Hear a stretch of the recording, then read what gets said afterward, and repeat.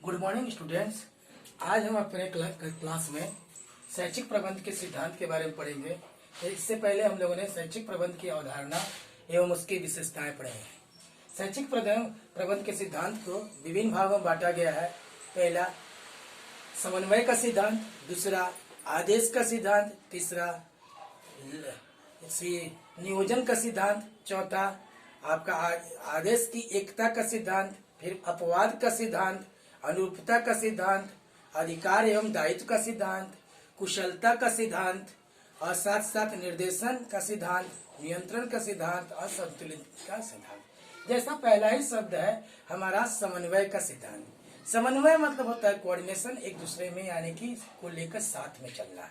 अब उसके लिए क्या होता है, अधीनस्थ द्वारा नीचे के कनिष्ठ लोगों के द्वारा सहयोग की भावना का विकास करना बहुत आवश्यकता है। इसमें जो व्यवस्थापक, प्रधानाचार्य, शिक्षक वर्ग, शिक्षक के अधीनस्थ करने वाले अन्य शिक्षक वर्ग, छात्र एवं अभिभावक एक दूसरे से जब तक जुड़ेंगे नहीं वो अपने कार्य को प्रगति पथ पर नहीं ले जा पाएंगे। या तो हम कह सकते हैं प्रगति हेतु प्रबंधन को ज्यादा आवश्यकता होती है।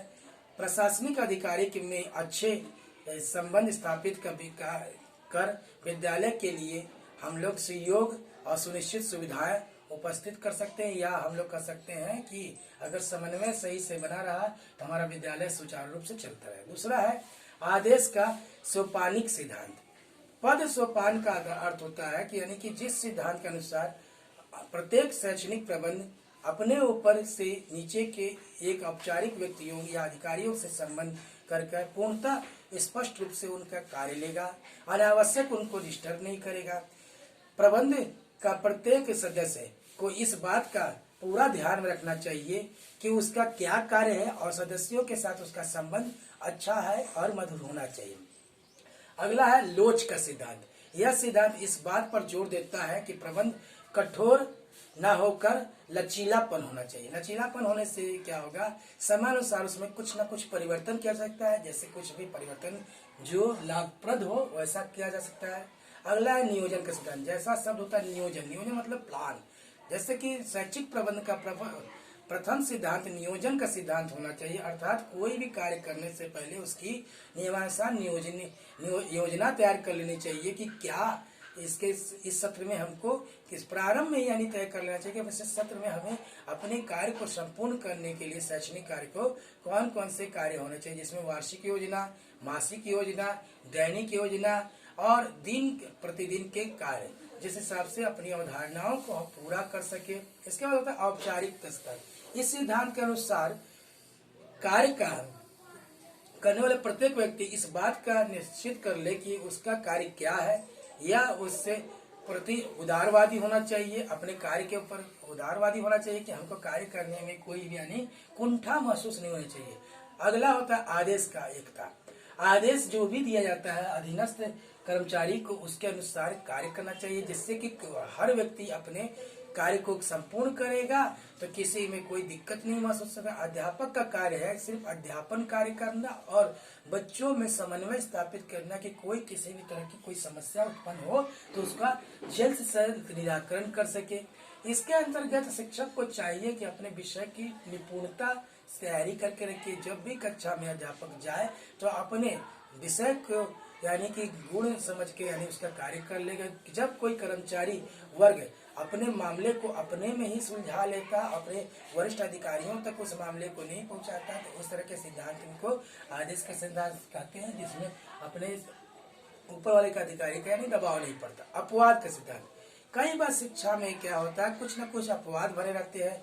निष्पादन अधिकतर कर्मचारी अधीनस्थ के आदेशों का अनुसार होना चाहिए, जिसमें नहीं चाहते हुए भी कुछ आदेशों को मानना पड़ता है। ऐसे सिद्धांत में क्या होता है, उच्च अधिकारी से पूछताछ करे बिना भी कार्य करना पड़ता है। मजबूरी होती है कि हमको अपने कार्य को संपन्न करना है तो हर एक बार तो हम अधिकारी के पास नहीं जाएंगे। ऐसे सिद्धांत को अपवाद का सिद्धांत। अनुरूपता का सिद्धांत। इस सिद्धांत में तथ्य के जोर दिया जाता है कि दायित्व वाले पदस्थ सदस्यों या सदस्यों के अधिकार की को सम्मान देना चाहिए, जैसे कि उनके सम्मान का कभी यानी कि सम्मान अगर बराबर दिया जाएगा तो अपने कार्य को सही से कर सकेंगे। और अगला होता है जिसमें हमारा होता है अधिकार एवं दायित्व का सिद्धांत। सब शैक्षिक प्रबंध को अगर सुचारू रूप से चलाना है, शैक्षिक प्रबंध को अगर सुचारू रूप से चलाना है तो सभी के अधिकार को सुनिश्चित करना पड़ेगा कि किसके क्या अधिकार है, जिस कारण वो अपने कार्य को सही तरीके से कर सकेगा। अधिकार एवं दायित्व, अगर जैसे कहते हैं कि अगर किसी को एक अधिकार दिया तो अगर अपने अधिकार को सही से समझ पाएगा कर्मचारी और अपने दायित्वों को समझ पाएगा तो स्पष्ट अपना अच्छा का यानी कि सफल नेतृत्व के साथ कार्य को संपन्न करेगा, जिसके तहत वो अधिकार एवं दायित्व को संतुलित करेगा और अपने कार्य को संपन्न करेगा। अगला होता है कुशलता का सिद्धांत। इसके अनुसार कुंज एवं डोनेल ने कहा है कि कहने के अनुसार निर्धारित उद्देश्यों को न्यूनतम समय में किसी चीज को पूरा करने के लिए समर्थ व्यक्तियों की यानी जरूरत पड़ती है, जिसके तहत शब्दों का संगठन संपूर्णता पूर्वक करना चाहिए। ऐसे चीजों को जैसे मान लीजिए कोई टॉपिक बहुत बड़ा है तो उसको शॉर्ट में करने के लिए हम लोग को क्या करना पड़ेगा, संगठित करना पड़ेगा, जिससे कि अंत समय पर अगर जल्दी पढ़ना होगा या जल्दी किसी कार्य को करना पड़ेगा शॉर्ट टर्म में हम उसको कर देगा। निर्देशन का सिद्धांत, निर्देशन में साफ साफ है कि शैक्षिक प्रबंध में निर्देशन का सिद्धांत एक महत्वपूर्ण सिद्धांत है, जिसमें संगठित निर्देशन द्वारा सभी कार्यों को किया जाता है। अपने उद्देश्यों को या ये कह सकते हैं हम लक्ष्यों को प्राप्ति के लिए निर्देशन की बहुत नियंत्रण का विस्तार होना चाहिए। हर एक कार्य करने के लिए अधीनस्थ व्यक्तियों को या की संख्या होनी चाहिए, जिसके तहत वो यानी 5-6 लोगों के में गुट की तरफ बांट दिया जाए, जिसके अनुसार वो अपने कार्य को नियंत्रित कर सकते हैं। किसका कार्य किसका है क्या है, जैसे कि अगर मान लीजिए शुरू के कक्षाओं में का कार्य कोई और देखेगा, मध्य कक्षाओं का कोई और कर देगा, उच्च श्रेणी का कोई और देगा, उच्चतर माध्यमिक का कोई और देखेगा, तो सबका होगा। तो उस तरह से नियंत्रण भी सभी को अलग, जैसे कहते हैं ना कि जूनियर क्लास में हेडमास्टर होता है, सीनियर में प्रिंसिपल होता है, उस तरह से वो हर एक चीज को नहीं रखा। अंत होता है संतुलन का अधिकार।